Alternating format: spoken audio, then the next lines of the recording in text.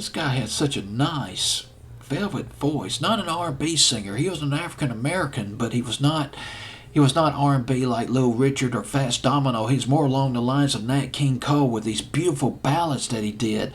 Tommy Edwards at number 19 on Billboard's Hot 100 December 8, 1958. Love is all we need. His voice was very reassuring. Powerful but reassuring. Particularly to the adults who hated rock and roll were like, gosh, dog, I can't believe my kids are listening to all that crap by Elvis. Why can't they listen to all this beautiful music that we grew up with? Or how about some of this beautiful music by Eddie Fisher and Frank Sinatra and Tommy Edwards? Tommy Edwards, he's pretty good. My kids need to be listening to that instead of, what the hell is that? They call that music? They call Elvis music? They call the Drifters music? Come on. I'm from the big band era, but that's some music right there. From a perspective of a parent back in the late 50s.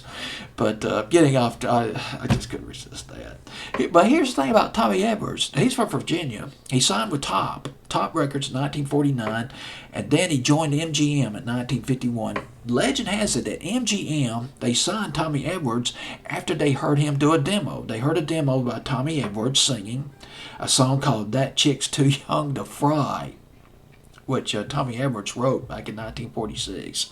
First hit record by Tommy Edwards, It's All Over Again in 1951. First time around, It's All in the Game. 1951 went to number 18 on the pop charts. And The Morning Side of the Mountain, another song that would be re-released later in the 50s, went to number 24 in 1951. My favorite by Tommy Edwards, the 1959 version of Please Mr. Sun, Bible to her, Mr. Brooke. Yes, just tell her I'm crazy about her, Mr. Brooke. Just do something. Splash a little water on her. That charted in 1952. And that's the thing. MGM took these old records by Tommy Edwards and adopted them to a rock and roll style. A style that was more pleasing to the teenagers back in the late 50s. Just remade them, updated the records. Used the same orchestral leader, or the same orchestra leader. His name was Leroy Holmes, and it was a winner. It's All in the Game went to number 1 second time around, 1958. Of course, a lot of people who were growing up in the late 50s didn't know that Tommy Edwards had already done these records much earlier. And there was Morning Side of the Mountain that went to number 27, 1958, 1959. Please Mr. Sun was a pretty big hit. 1959 went to number 11 by Tommy Edwards.